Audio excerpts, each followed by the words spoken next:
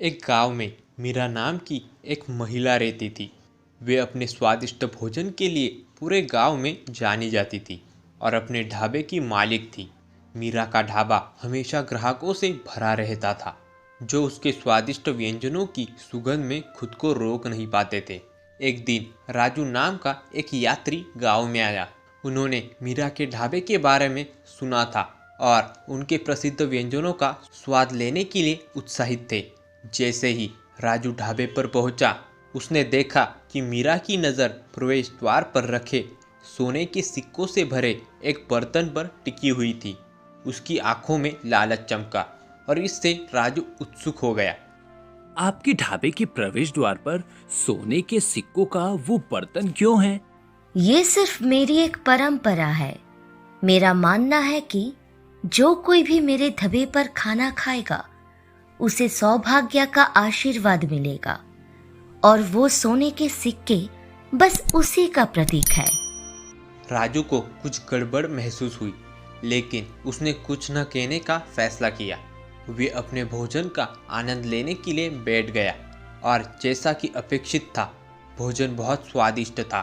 भोजन के बाद राजू जिज्ञासा से पूछने लगा, क्या ये सच है कि जो कोई भी यहाँ खाता है उसे सौभाग्य का आशीर्वाद मिलता है? बेशक, मैंने ऐसा कई बार होते देखा है। जिन लोगों ने यहाँ भोजन किया है, उसे धन प्राप्ति हुई है और समृद्ध जीवन जीने के लिए आगे बढ़े हैं। क्या मैं आपकी कुछ खास डिश दोबारा चख सकता हूँ? शायद ये मेरे लिए किस्मत लेकर आएगा।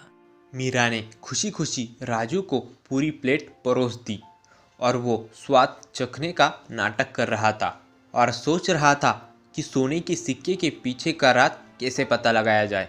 तभी गुरुजी नाम का एक बुद्धिमान बूढ़ा व्यक्ति वहाँ पर आया। उसने राजू और मीरा की बातचीत सुनी थी और मीरा के लालची इरादों को समझ गया। युवक, सोने के प्रलोभन में मूर्ख मत बनो। सच्चा भाग्य कड़ी मेहनत, ईमानदारी और दयालुता से आता है। राजू आश्चर्यचकित रह गया, लेकिन उसने गुरुजी की सलाह सुनने का फैसला किया। उसने अपने भोजन का भुगतान किया और गुरुजी की सलाह पर अमल करते हुए ढाबा छोड़ दिया। इसी बीच मीरा ने अपनी अच्छी किस्मत की कहानी से अधिक ग्राहकों को लुभाना जारी रखा। लेकिन जैसे जैसे समय बीतता गया, उन्होंने अपने ढाबे के आसपास के माहौल में बदलाव देखा। लोग अब स्वादिष्ट भोजन और गर्मजोशी भरे आतिथ्य के लिए नहीं आ रहे थे, बल्कि इसके बजाय वे कम से कम पैसों से अच्छा खाना खाने की तरफ आकर्षित हो रहे थे। गांव का आकर्षण खत्म होने लगा और ढाबे का असली सार भी खो गया और धीरे धीरे मीरा के नकली सोने के किस्से का राज भी लोगों को समझ आने लगा, जिससे उसने अपने ग्राहकों का और पड़ोसियों का विश्वास खो दिया। एक दिन ग्रामीण मीरा के ढाबे पर गए और उन्होंने मीरा को अपने धोखेबाज तरीकों को रोकने के लिए कहा। उन्होंने उसे धन के पीछे भागने के बजाय खाना पकाने और आतिथ्य के प्रति अपने सच्चे जुनून पर ध्यान केंद्रित करने की सलाह दी। आखिरकार अपने गलती का एहसास होने पर मीरा ने गांव वालों से माफ़ी मांगी और अपना तरीका बदलने का फैसला किया। धीरे धीरे ढाबे ने अपनी खोई हुई शान वापस पा ली।